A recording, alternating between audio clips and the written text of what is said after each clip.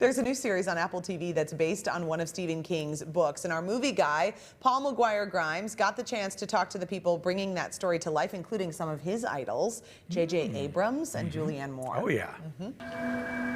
I have visions. I write them down and people pay to read them.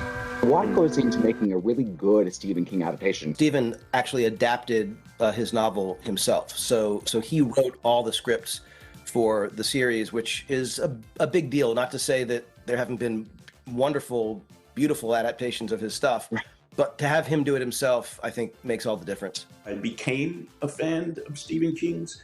I wasn't a big reader of his work, but I did discover him through the films like Pet Sematary and then eventually It, and took me into that whole world. And so being a part of this project in any way, with the caliber of cast and crew and director Pablo, it was a no-brainer. Our attraction to him is an emotional one. We're always like, oh, all our thoughts and fears, he's kind of embodied in his work. And yet places it in this kind of incredible naturalism. So you do believe like you could see yourself in those stories. So alive, and it's so surprising, and it's and in Lisey in particular, he kind of like all these different tools out of his tool bag. There's a fantasy element and a suspense element and a mystery and a horror element and a very deep personal family, that you care deeply about. And so that he has synthesized all of these into this story makes it just kind of blew my mind. Do you think that people should watch this one at a time, kind of appointment viewing as episodes are released, or should they kind of wait and do like the binge of like 3 or 4 at a time? Whatever's available, at your leisure. But I think it's Lisey's story is a pretty compelling one. Here's Paul. Okay, what do we think about this? This is a Stephen King story through and through. So if you are a fan of his work, you will like it. And the premise of this is that Julianne Moore plays the widow of this renowned author.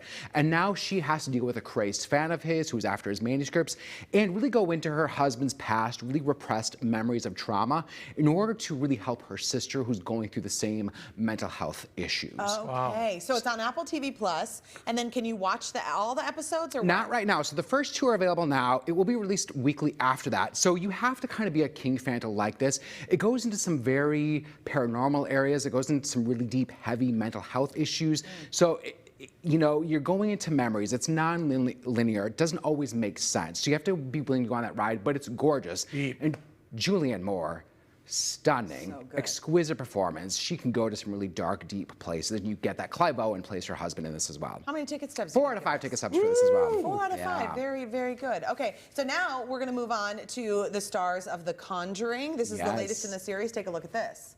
Court accepts the existence of God every time a witness swears to tell the truth. I think it's about time they accept the existence of the devil. Look, whether you see as the devil as, someone there in his red tights with a pitchfork and He wears tights? The devil wears tights? That's amazing. Just creepy red skin. I don't know. A master Satanist is not an adversary to be taken lightly. Did you ever think, like, we've got something on our hands here? I'm sensing this Conjuring cinematic universe. I honestly thought if we got it right, we'd be back for 2 or 3. I did not for a second think that they were, like, when I heard, they're doing an Annabelle spinoff, I was like, what? Oh, okay. It's a witch's totem. We think your family was cursed. I read that there was a blessing that was performed before filming started. Well, you'll have to ask Sarah Catherine about the blessing because I wasn't there for the first day of filming. I think it's great. Now I'm realizing you probably should have been there for the blessing more than anyone, I'm realizing. Given that you were the one who was possessed throughout the movie. So it's kind of rude of them to not invite you. I'm only interested in reality. But I can see things that your people can't. What would you say to skeptics out there that maybe don't believe in the paranormal or hauntings or possessions? And what would be how would you convince them? I would encourage them to, come to your own conclusion and to, see the message behind it. And, I'm excited for people to see it.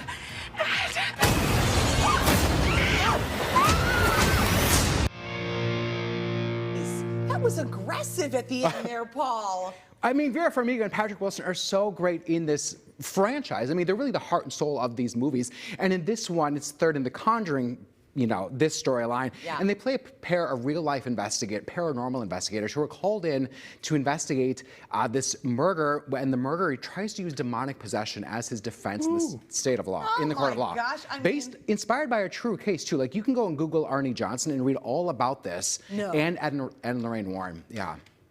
Too scary Not for for me. Too scary. I know, it's so scary. Is it just scary, or does it have a nice plot to I think that there is actually a really nice plot to it. There's a lot of storytelling in this, and building up the relationship, the marriage between Ed and Lorraine, and then the other couple in the movie too, and how she really stood by her boyfriend's side despite this trial, despite him going to jail, despite this demonic possession.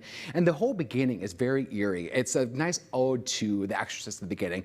The ending is a little too much. Okay. It's too CGI heavy. It kind of falters in the third act, but the first 2/3 of the movie are fun. Take it steps. So 3 out of 5. I think fans of the Conjuring franchise will really enjoy it. I dug it. I think the first one is still the best in this whole franchise. Okay, look at that. I've got a family that my kids love The Conjuring. The youth love it. So they can either go to theaters or HBO Max. It's streaming too. Excellent. Yeah. Paul has more thoughts on all sorts of movies. Go to his website, paulstriptothemovies.com.